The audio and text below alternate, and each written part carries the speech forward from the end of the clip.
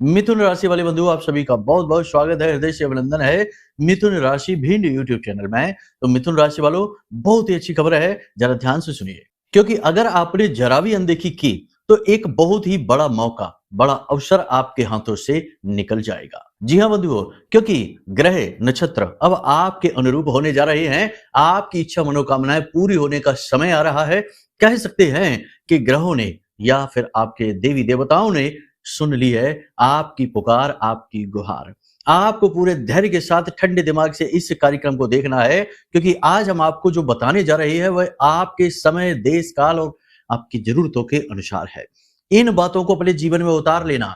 जो मौका, जो अवसर आपके जीवन में आ रहा है वह आपको माला माल बनाकर जाएगा। आपके जीवन की दुख तकलीफ परेशानियों से बाहर निकलने का मार्ग आपको देकर जाएगा। और सबसे बड़ी बात कि आपके ऊपर चाहे कितना ही कर्जा हो, कष्ट हो, परेशानी हो, पारिवारिक क्लेश हो, दाम्पत्य जीवन या प्रेमी जीवन में परेशानियां हो, रिश्ता ठीक से ना चल पा रहा हो, किसी भी प्रकार की बाधा हो, परेशानी हो, आप बिल्कुल चिंता से मुक्त होने वाले हैं, क्योंकि समय और काल अब आपका साथ देने जा रहा है बहुत ही लंबे समय के बाद। जी हाँ बंधुओं, आपको इस कार्यक्रम को अंत तक देखना है, क्योंकि हम आपको बताने जा रहे हैं कुछ ऐसी जरूरी बातें जो इस समय और काल में बेहद आवश्यक है। सबसे पहले तो हम आपको ये बताएंगे कि वो कौन सा ग्रह गोचर है, कौन सी वह स्थिति है जो आपके लिए बहुत ही पॉजिटिव होने जा रही है, आपकी कुंडली के और आपके जीवन के सारे दोषों को समाप्त करने जा रही है। दूसरा, हम आपको बताने वाले हैं वे 5 बड़ी भूलें जो आप कर सकते हैं इस विशेष समय और काल में,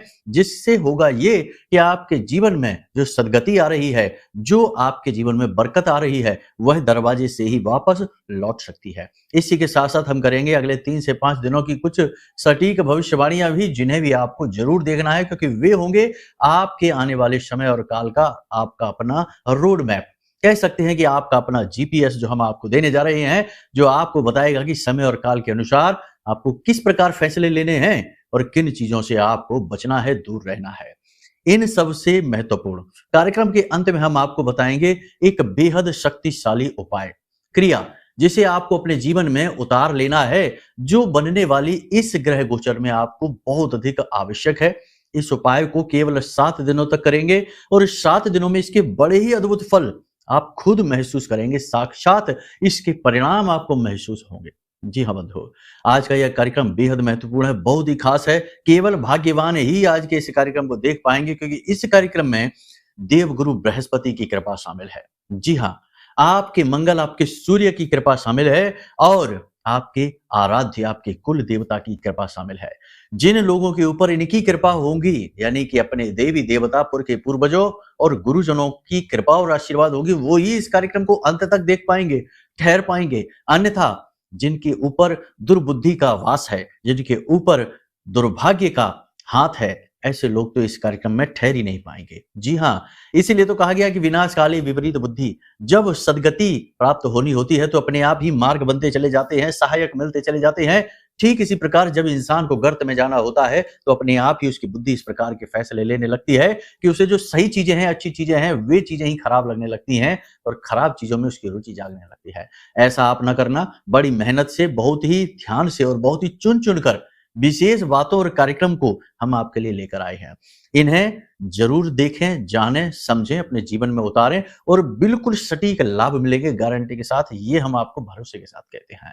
ठीक है, उम्मीद करते हैं सारी बातें आपने समझ ली हैं। कार्यक्रम को अंत तक अवश्य देखेंगे। चलिए अब महामाई को याद करते हैं, क्योंकि बिना महामाई की कृपा के तो इस संसार में, इस ब्रह्मांड में एक पत्ता भी नहीं हिल सकता है। तो महामाई को आभार व्यक्त करते हैं। कमेंट बॉक्स में पूरे भक्ति भाव के साथ लिख डालिए, जय मां बगलामुखी, कृपा करो। महामाई निश्चित तौर पर आपके ऊपर कृपा करेंगी, आशीर्वाद करेंगी, हमें पूर्ण विश्वास है। उन्होंने कर ही दिया है, तभी श्रेष्ठतम कार्यक्रम आप तक बिल्कुल सही समय पर पहुंचा है। चलिए अब यदि भाव माई के लिए गहरा है तो मन में याद करते हुए माई को कमेंट बॉक्स में यही भी लिख दीजिए कि मैं भी माई के परिवार का हिस्सा हूं। सौभाग्यशाली हैं आप जो ये हिस्सा बनने का अवसर आपके पास खुद चलकर आ रहा है।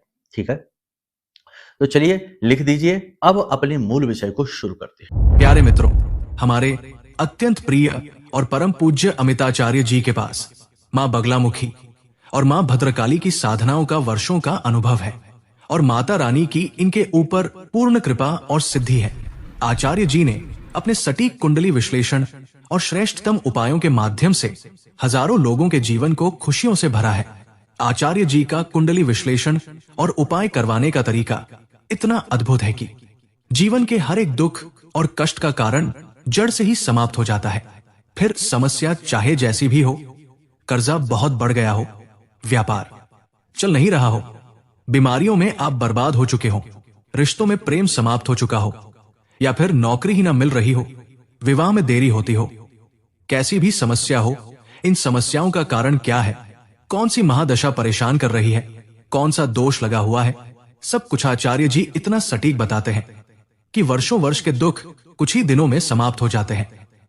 अगर आपके जीवन में भी कोई ऐसी संकट की घड़ी है तो यही सही समय है जब आप पूज्य आचार्य जी के हाथों से अपनी कुंडली का विश्लेषण करवाएं और वर्षों से चल रहे दुखों और संकटों के इस चक्र से बाहर निकल जाए। प्यारे मित्रों, अभी वीडियो में दिए गए नंबरों पर फोन करिए और अपनी कुंडली का श्रेष्ठतम आकलन करवा डालिए। जिंदगी बदलने का यह सबसे बड़ा मौका हाथ से मत जाने दीजिएगा। जय माई की, महामाई आपका कल्याण करे। सबसे पहले बंधुओं हम आपको बता दें कि 9 जुलाई को गुरुदेव लंबे समय के बाद जो निद्रा में थे या कह सकते हैं जो अस्त स्थिति में थे, अब उदित होने जा रहे हैं। जब से गुरु उदित होंगे आपके भाग्य परिवर्तन की क्रिया शुरू हो जाएगी। गुरु, अब समझिए कि गुरु का पद कितना बड़ा होता है। शास्त्रों में गुरु को ब्रह्मा विष्णु महेश से भी ऊपर कहा गया है। जैसे कि बहुत सारी बातें हैं कही जाती हैं, लेकिन बातों से क्या है आप खुद समझते हैं इन चीजों को। गुरु का पद सर्वोत्तम है, सर्वोच्च है। तो अब गुरु एक ऐसा ग्रह है संपूर्ण ग्रहमाला में जो सभी ग्रहों के दोषों को शांत करने की क्षमता रखते हैं। जी हाँ, ग्रहीय आधार पर हम आपको बता रहे हैं। ज्योतिष में कहा जाता है राहु केतु के दोषों को शांत करता है शनि, और शनि के दोषों को शांत करता है गुरु। जी हाँ, और अन्य ग्रहों के संपूर्ण दोषों को भी शांत करने की क्षमता गुरु के पास होती है। तो आप समझिए कि गुरु का महत्व कितना है। अब इस गुरु का जो ये होने जा रहा है, जिसमें गुरु जागृत होने जा रहे हैं यानी कि उदित होने जा रहे हैं, इस समय और काल में कुछ विशेष सावधानी, कुछ विशेष क्रियाएं, उपाय आपको जरूर करनी चाहिए। इन्हें हम आपको अभी थोड़ी देर में बताने जा रहे हैं, लेकिन पहले जान लेते हैं कुछ भविष्यवाणियां अगले 3 से 5 दिनों की। वरना आप लोग कहेंगे कि कुछ भविष्यवाणी तो की ही नहीं, केवल ज्ञान की बातें ही आपने बताई हैं। तो भविष्यवाणियां ध्यान से सुनिए। सबसे पहली चीज कि जीवन के किसी भी क्षेत्र में, चाहे घर हो, परिवार हो, गली मोहल्ला या फिर आपका अपना कार्यालय, कार्यस्थल, यहां पर अपनी गलती तुरंत स्वीकार कर लें। वैसे आपके अंदर ये गुण है, लेकिन कभी कभी आप जिद करने लगते हैं, अपनी बात पर अड़ जाते हैं, सही आकलन आप नहीं कर पाते हैं। जी हाँ, तो कहने का मतलब यह है कि आपको अपना स्व आकलन श्रेष्ठतम करना है, पारदर्शिता के साथ करना है, और अपने आकलन के बाद यदि आपको अपनी गलती दिखाई देती है, जो कि दिखाई देगी अगले 3 से 5 दिनों में आपसे कुछ गलती बनेगी, तो उस गलती को आपको तुरंत स्वीकार कर लेना है। इससे आप बहुत सारी परेशानियों से बच जाएंगे। दूसरा ये कि सहकर्मियों के साथ किसी भी प्रकार की बहसबाजी में आप ना पड़े। सहकर्मी आपसे जानबूझकर उलझेंगे। आपके ऑफिस कार्यालय में आपके साथ काम करने वाले लोग आपसे उलझने की कोशिश करेंगे, आपके साथ किसी न किसी प्रकार का दुर्व्यवहार भी करेंगे। तो थोड़ा सा आपको सहनशील बनना होगा और इनसे किसी भी तरीके से उलझना नहीं है। दूसरा यहाँ पर यह भी रहेगी कि आप अपने समय और अपने काम के बीच के तालमेल को सही बैठाएं, क्योंकि हो ये रहा है कि काम की अधिकता की वजह से समय व्यक्तिगत जीवन के लिए नहीं निकल पा रहा है। व्यक्तिगत रिश्तों में भी थोड़ी बहुत तनाव की स्थिति बनती जा रही है, आप ध्यान नहीं दे पा रहे हैं, आपके मन में भी ये बात रहती है। तो आप अपने कार्यों को उतना ही समय दीजिए जितने की आवश्यकता है, उससे ज्यादा अधिक करने की कोई आवश्यकता नहीं है। काम अपनी ही गति से होंगे, आप चाहे कितना ही समय दीजिए। तो जितनी उस कार्य की आवश्यकता है उतना ही अपनी समय और ऊर्जा उसमें लगाइए। इससे आपका जो संतुलन है, एक जीवन का संतुलन होता है, जहां कार्य का, परिवार का और स्व के लिए यानी खुद के लिए भी समय निकालने का समय रहता है। तो यह जो संतुलन है यह लगातार बना रहेगा, सर्वोत्तम तरीके से काम करेगा और आपके जीवन में भी व्यवस्था बनी रहेगी। ठीक है। एक और खास बात यहां पर हम आपको बता दें कि आपका कोई मित्र, आपका बहुत ही खास आदमी आपके साथ किसी प्रकार का नकारात्मक दुर्व्यवहार कर सकता है, किसी प्रकार की आपके साथ चालबाजी भी कर सकता है। आपको इसके बारे में पता चल जाएगा, आप इससे झगड़ा भी कर सकते हैं। झगड़ा नहीं करना है, संभल जाना है, समझ लेना है कि कैसा व्यक्ति है उसके साथ फिर दूरी बना लेनी है। झगड़ा करना कोई समाधान नहीं होगा। हालाँकि आपको क्रोध अवश्य आएगा, बुरा भी लगेगा, दुःख भी होगा। इस क्रोध और आवेश में आकर आप उसके साथ दुर्व्यवहार करेंगे, आप भी उसका जवाब उसी की तरह देंगे, लेकिन इसमें आपकी ऊर्जा बहुत खराब होगी।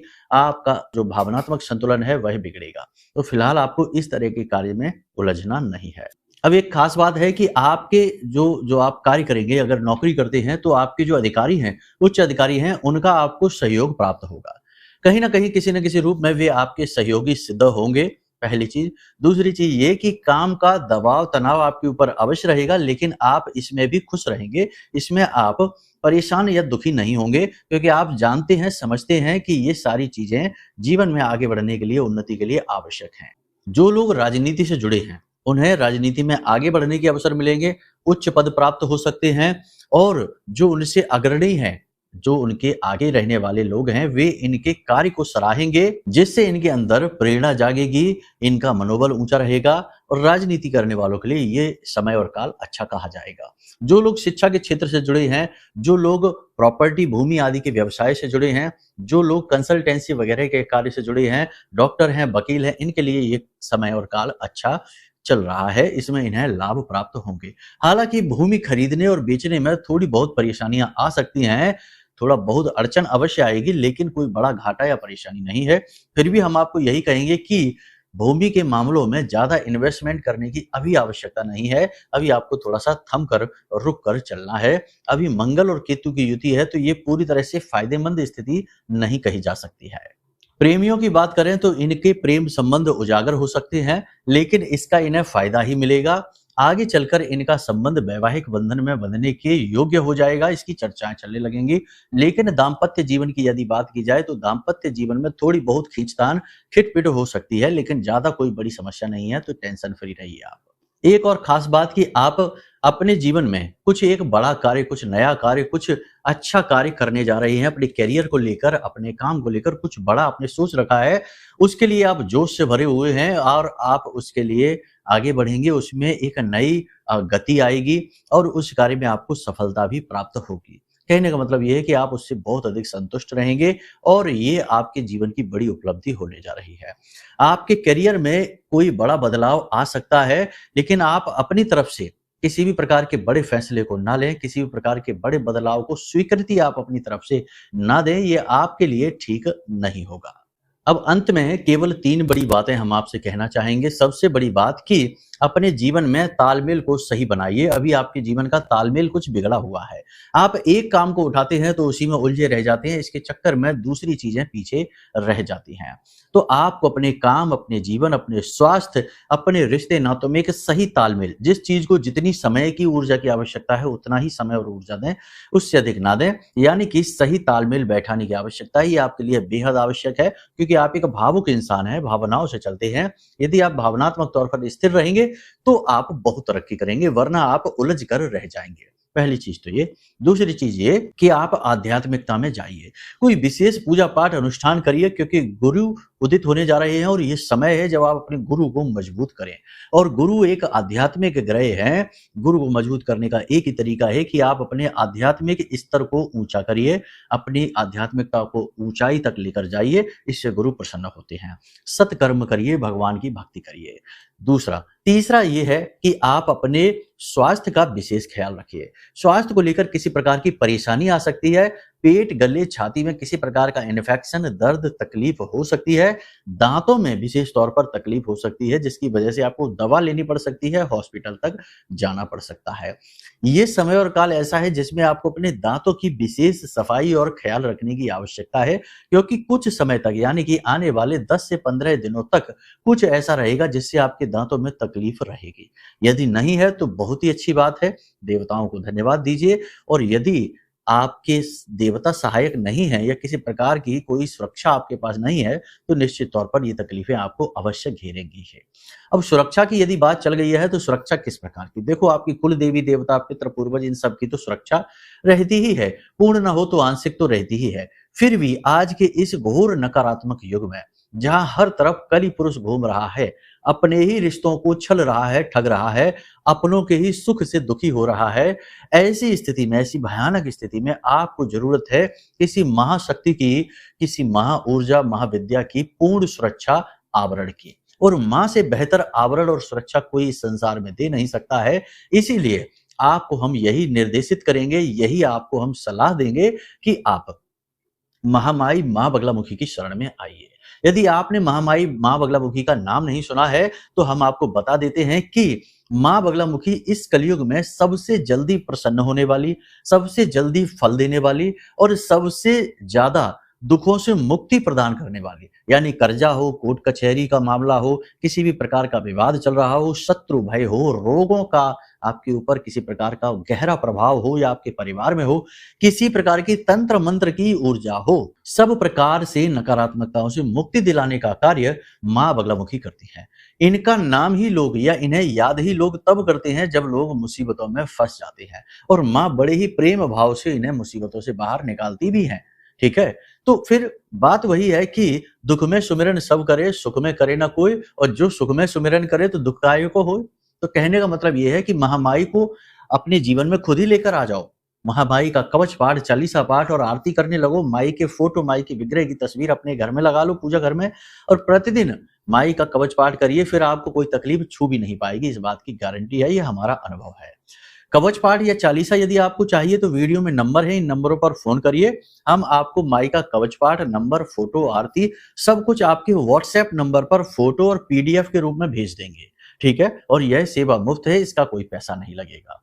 फिर भी यदि आपको अपनी कुंडली का विश्लेषण कराना है, क्योंकि कुंडली में भी कुछ बाधाएं ऐसी होती हैं जो देवी देवता भी आपको उसमें सहाय नहीं हो सकते।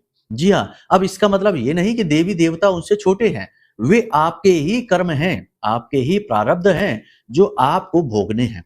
जी हाँ, तो आपने ही पिछले जन्मों के जो अपने जो नकारात्मक कर्म हैं उनके यहाँ पर हिसाब किताब बराबर करना है, तो वो कष्ट भोगना है।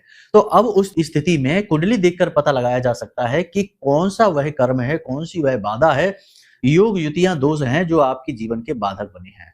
अब करना यह होगा कि या तो आप लंबे समय तक इन बाधाओं से जूझते रहिए और जीवन पर्यंत बस संघर्ष करते रहिए, या फिर कुछ ज्योतिषीय समाधान करके इनसे मुक्ति प्राप्त कर लीजिए। दूसरा मार्ग सरल है, इसके लिए कुंडली विश्लेषण कराना होगा।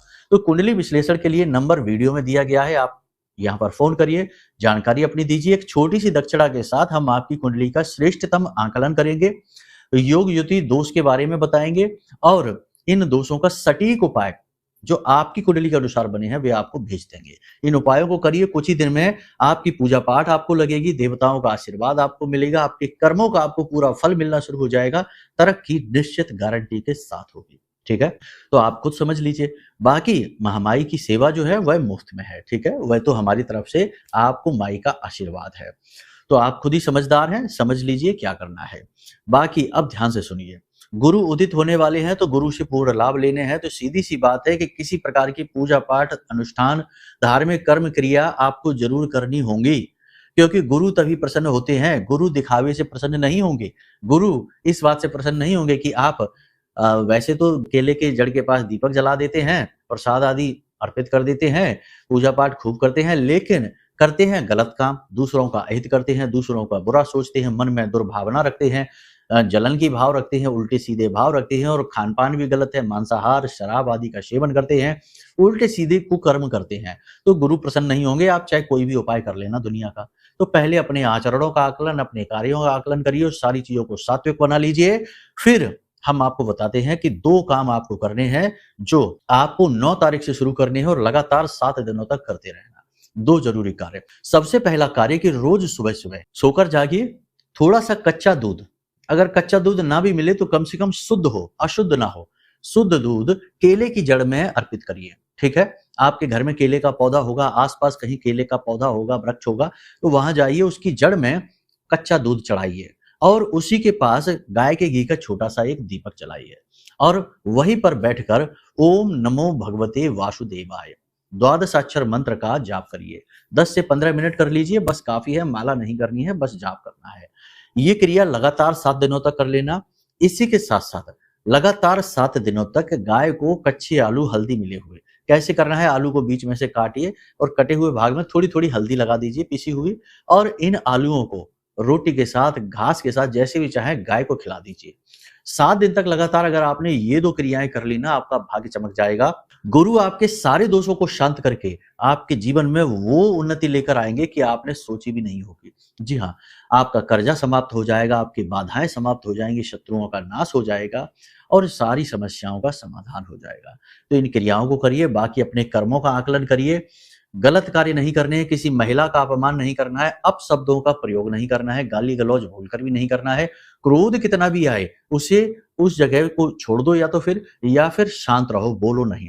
ठीक है, क्रोध को शांत करने की सबसे अच्छी विद्या है कि जब क्रोध आ रहा है उस समय बस शांत रहिए, उस समय बोलना नहीं है, क्योंकि आप जो भी कुछ बोलेंगे, जैसे भी बोलेंगे, उससे होगा नुकसान ही, आपकी ही क्षति होगी। ठीक है, तो बस इन बातों को ध्यान में रखिए, इन उपायों को करिए, एक बार करके तो देखिए, आपको खुद लाभ समझ में आएंगे। ठीक है, दूसरा, अपने घर में किसी भी प्रकार की मांसाहार, किसी भी प्रकार की शराब आदि, किसी भी प्रकार का कोई भी मादक पदार्थ यानी नशीले पदार्थ अपने घर में संचित न करिए, ये बहुत ही गलत होते हैं। इससे घर में नकारात्मक ऊर्जाएं आकर्षित होती हैं, तो इनको ना रखिए अपने घर में।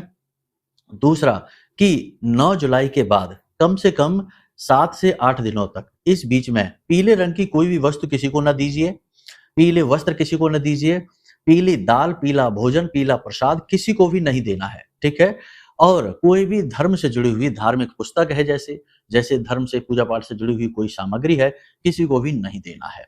बस इन बातों का आप ख्याल रखिए, बाकी महामाई आपका कल्याण करेंगे ही, आप चिंता न करिए। तो उम्मीद करते हैं कि आपने सारी बातें समझ ली हैं, इन्हें जीवन में उतारेंगे और जीवन में श्रेष्ठतम लाभ प्राप्त करेंगे, महामाई की कृपा भी प्राप्त करेंगे। तो चलिए बंधु, आज के इस कार्यक्रम को यहीं विराम देते हैं। हमेशा हंसते रहिए, मुस्कुराते रहिए, सकारात्मक रहिए, महामाई पर अपनी आस्था और विश्वास बनाकर रखिए, क्योंकि आपका उद्धार तो वहीं से होना है। प्रेम से बोलिए जय माई की। हमारे प्रिय और परम पूज्य आचार्य जी ने अपनी साधनाओं के अनुभवों पर आधारित शक्तिशाली उपाय और क्रियाओं के माध्यम से हजारों लोगों के जीवन को पूरी तरह से बदला है। आचार्य जी के द्वारा बताया गया हर एक उपाय इतना सटीक और कारगर होता है कि जो भी इसे पूरे भाव के साथ कर लेता है, उसे साक्षात महामाई की कृपा और आशीर्वाद प्राप्त हो जाती है। इसलिए निसंकोच इन उपायों को पूरे भाव के साथ करिए, आपका कल्याण होगा। जय माई की।